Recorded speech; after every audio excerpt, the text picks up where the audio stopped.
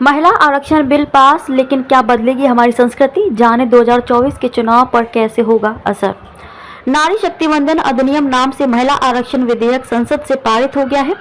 भारतीय संविधान में 128वां संशोधन राज्य और राष्ट्रीय स्तर पर राजनीति और नीति निर्धारण में महिलाओं की भागीदारी का विस्तार करने के लिए तैयार है। यह निश्चित रूप से अधिक महिलाओं को नेतृत्व करने के लिए परिस्थितियां तैयार करेगा, साथ ही एक गहरे लोकतंत्र को उत्प्रेरित करेगा। ऐसी आशा प्रधानमंत्री नरेंद्र मोदी ने व्यक्त की है। यह राजनीतिक कदम की प्रकृति को फिर से परिभाषित करेगा।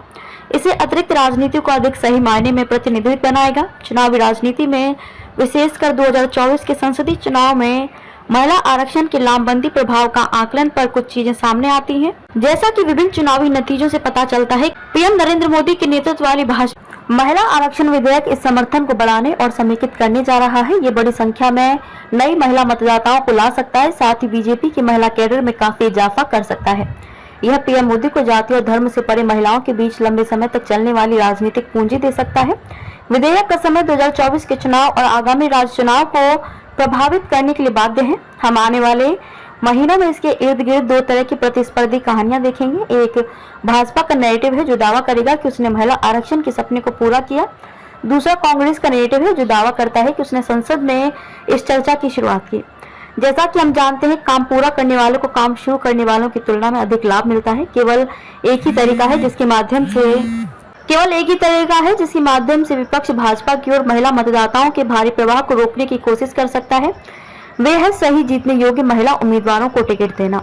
विपक्ष ओबीसी महिलाओं के लिए कोटे के भीतर कोटा का मुद्दा भी उठा सकता है, जिसे अभी तक इस विधेयक में जगह नहीं मिली है। इससे विपक्ष को इस विधेयक के राजनीतिक प्रभाव को भाजपा के पक्ष में सीमित करने और ओबीसी भावनाओं को अपने पक्ष में जुटाने में मदद मिल सकती है। विपक्षी दल पहले से ही इस लाइन पर काम करते नजर आ रहे हैं। नारी शक्ति वंदन अधिनियम अपने पिछले संस्करण की तरह महिलाओं के लिए SC/ST कोटा का 1/3 आरक्षण प्रदान करता है। यह प्रावधान भारतीय लोकतंत्र में हास्य तक गुणात्मक परिवर्तन ला सकता है। यह सबाल्टर्न समूहों की राजनीतिक संस्कृति पर पितृसत्तात्मक नियंत्रण की जांच करेगा, जो कि प्रमुख सामाजिक समूहों द्वारा उन पर अपना प्रभाव डालने का परिणाम है। यह भारत में एक नई दलित बहुजन राजनीति को आकार दे सकता है।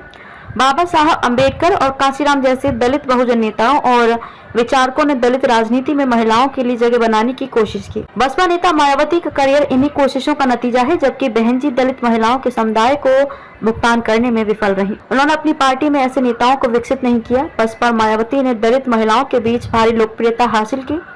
महिला आरक्षण विधेयक समर्थन आधार को मजबूत कर सकता है। बड़ी संख्या में महत्वाकांक्षी दलित महिला नेता भी टिकट के लिए भाजपा और अन्य दलों की ओर रुख कर सकती हैं।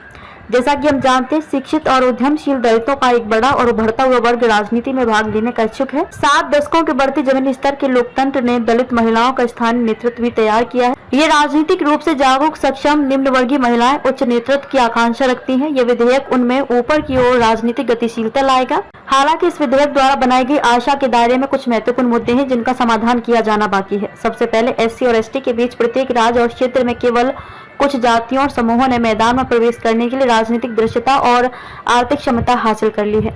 इसलिए इन बड़े और राजनीतिक रूप से मुखर समूहों की महिलाओं को इन लाभों का एक बड़ा हिस्सा मिल सकता है। उदाहरण के लिए उत्तर प्रदेश में 66 SC समुदायों में से केवल 5 या 6 और बिहार में 20 SC समुदायों में से 3 या 4 ने सुरक्षात्मक भेदभाव नीतियों का लाभ उठाया है। यह घटना अन्य भारतीय राज्यों में भी देखी जा सकती है। जनजाति समुदाय में भी जो महिलाएं बड़े अधिक आर्थिक रूप से सशक्त समूहों से आती हैं, वे आ सकती हैं और इन अवसरों का दावा कर सकती हैं। यह लोकतांत्रिक मजबूती कम होती जाएगी और सीमांत समूहों के हाशिए पर पहुंच जाएगी। राजनीतिक दलों के लिए बड़ी चुनौती इन अवसरों को क्षैतिज रूप से वितरित करना है, न कि केवल लंबवत रूप से।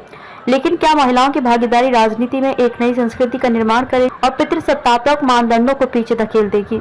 बहुत कुछ इस बात पर निर्भर करेगा कि महिला आरक्षण की ये लाभार्थी जाति, वंश और धर्म जैसी पहचानों के साथ कैसे समझौता करती है, जो हमारे चुनावी लोकतंत्र में एक बड़ी भूमिका निभाते हैं।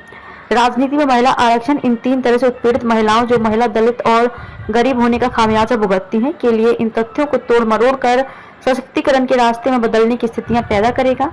अब वे राजनीति और नीति निर्धारण में महिलाओं के रूप में, दलित या आदिवासी महिलाओं के रूप में, या सामाजिक रूप से हाशिए पर रहने वाले व्यक्तियों के रूप में अपनी जगह का दावा करेंगे। आने वाले वर्षों में हम भारतीय लोकतंत्र का एक नया चेहरा देखने जा रहे हैं।